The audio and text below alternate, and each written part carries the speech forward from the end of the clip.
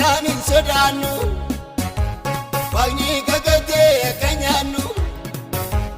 taataa hin taanu nyaata goona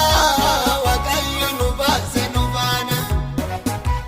taataa hin taanu nyaata goona waaqayyo nu baase nu baana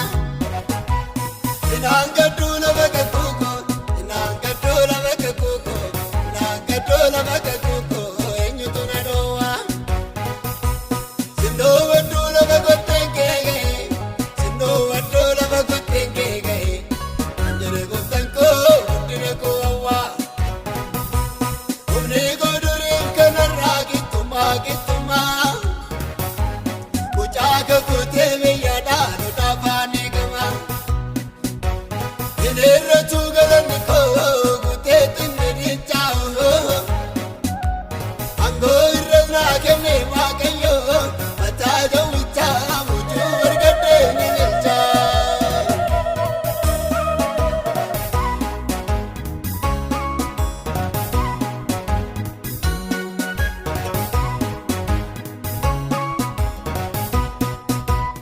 Annaan irramee nu maburuka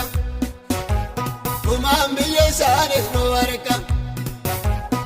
Waaqayyo jedhee nu gaadha karaatti nu faama namaadha Kubaasa dunneessu bakkeetti galaata lamana naannofneeti Kubaasa dunneessu bakkeetti galaata lamana naannofneeti Inaan gadduu lafa kakkuuko inaan gadduu lafa kakkuuko Lama kakkuuko eenyutu na dhoowwa sindoo wadduu lafa kotteen keege sindoo wadduu lafa kotteen keege anjere kottan koo guddina koo hawwaa humni koo duriin kanarraa gittummaa mucaa kakkutee biyyaadhaa nu dhaafaan eegama inerratu galanni koo guutee xinni dhiichaa'u angoo irra naa kenne waaqayyo mataa jawwichaa mucuu argadhee ni galchaa.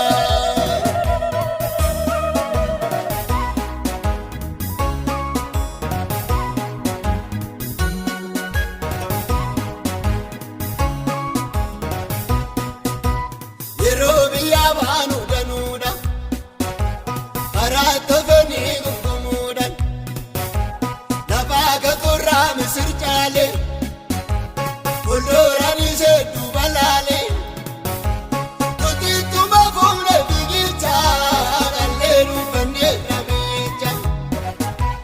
Kutittuma fuula biqilchaa dhallee dhuunfannee dhabicha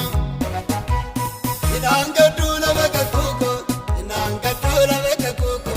inaan gadduu lafa kakkuuko eenyutu na dhoowwa sindoo wadduu lafa kotteen keege sindoo wadduu lafa kotteen keege anjere kottan koo guddina koo hawwaa humni koo duriin kanarraa gittummaa mucaa kakkutee biyyaadhaa nu dhaafaan eegama inerratu galanni koo guutee xinni dhiichaa'u angoo irra naa kenne waaqayyo mataa jawwichaa mucuu argadhee ni galchaa.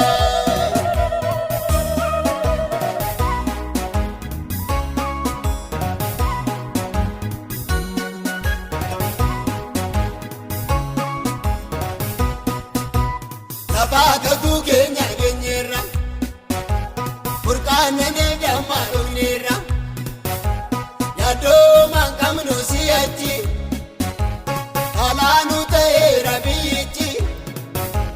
dhaloota galchina labbeerra gooftaa maaltu deeba warreerra dhaloota galchina labbeerra gooftaa maaltu deeba warreerra inaan gadduu lafa kakkuuko